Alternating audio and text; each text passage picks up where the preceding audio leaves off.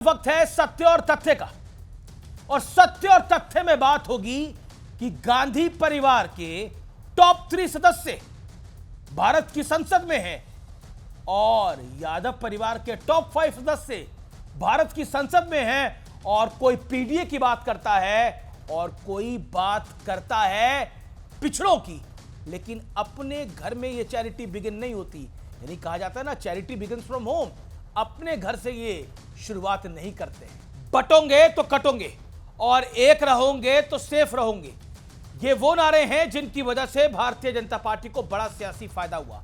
महाराष्ट्र और हरियाणा में जब बीजेपी की जीत का एनालिसिस किया गया तो पॉलिटिकल एक्सपर्ट्स ने पाया कि इन नारों की वजह से जातियों में बटी हिंदू आबादी बड़ी संख्या में एकजुट होने के लिए मोटिवेट हुई। इन नारों की आवश्यकता इसलिए पड़ी क्योंकि मोदी के खिलाफ तमाम विपक्षी दल अपनी आइडियोलॉजी को भूलकर एकजुट हो गए और 80% आबादी को जातिगत जनगणना के शगुफे में फंसाने की कोशिश की गई। लेकिन देश की जनता इस जाल में नहीं फंसी। लेकिन राहुल गांधी समेत विपक्षी पार्टियां अभी भी इसी फॉर्मूले के सहारे दिख रही हैं। Because once the caste census is placed on the table, we will know exactly how much of this country's wealth, how much of this country's power. उसके पक्ष में अब तो कांग्रेस पार्टी भी है। एक समय था जब कांग्रेस पार्टी उस पक्ष में नहीं थी। और अध्यक्ष महोदय, मैं बड़ी जिम्मेदारी के साथ कहना चाहता हूं, अगर उसी समय कांग्रेस पार्टी भी पक्ष में होती तो आज हमें आपके सामने खड़ा नहीं होना पड़ता, मांगना नहीं पड़ता जाति गणना। सवाल यह है कि जितनी जिसकी हिस्सेदारी उसकी उतनी भागीदारी वाला फॉर्मूला क्या केवल बहुसंख्यक वोटर्स के लिए है? इन फॉर्मूले में इन पार्टियों के नेता, कार्यकर्ता, सांसद, विधायक, पार्षद क्यों नहीं आते हैं? मंगलवार को प्रधानमंत्री नरेंद्र मोदी ने पक्ष की इसी कथनी और करनी पर करारा प्रहार किया। एक ही समय में संसद में एससी वर्ग के एक ही परिवार के 3 सांसद कभी हुए हैं क्या? एससी वर्ग के एक ही परिवार के 3 सांसद कभी भी हुए क्या?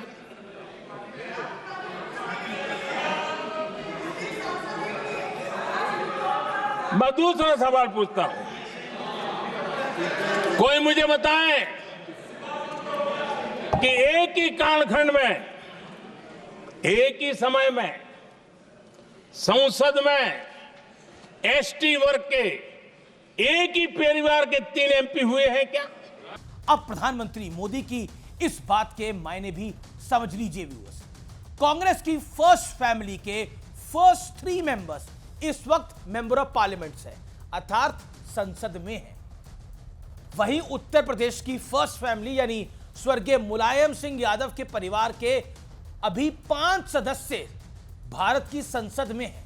लेकिन राहुल गांधी कभी सरकारी अफसरों की जाति पूछते हैं तो कभी मीडिया कर्मियों की जाति पूछते हैं। राहुल गांधी ने बीते 1 साल में मॉडल क्रिकेटर्स, एक्टर्स, डॉक्टर्स सबकी जातियां पूछ डाली है इस देश में। बस अपने घर में झांकने की कोशिश तक नहीं की है या करते नहीं है। या शायद ये सारी डायलॉग बाजी सिर्फ पब्लिक परसेप्शन के लिए है। ये किसी से छिपा नहीं है कि मंडल कमीशन की सिफारिशें किसने लटकाए रखी इस देश में। 1980 में पहले इंदिरा गांधी, फिर राजीव गांधी देश के प्रधानमंत्री थे, लेकिन सिफारिशें 1990 में वीपी सिंह के प्रधानमंत्री बनने के बाद लागू हुई। याद रखिए कि वीपी सिंह की सरकार को भारतीय जनता पार्टी की सरकार का समर्थन था। और यह भी किसी से छपा नहीं है कि 2018 में नरेंद्र मोदी की सरकार ने ही राष्ट्रीय पिछड़ा वर्ग आयोग को संवैधानिक दर्जा दिया। यह बहुत बड़ा फैसला था नरेंद्र मोदी की सरकार का। आरक्षण पर पंडित नेहरू, श्रीमती इंदिरा गांधी, स्वर्गीय राजीव गांधी के क्या विचार थे, यह किसी से छिपे और ढके नहीं है। अब आज उसी परिवार के लोग जातिगत जनगणना का ढोल पीट रहे हैं।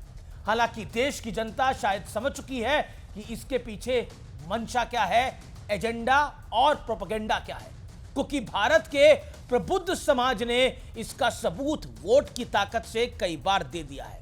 और ये सत्य है और ये तथ्य भी है।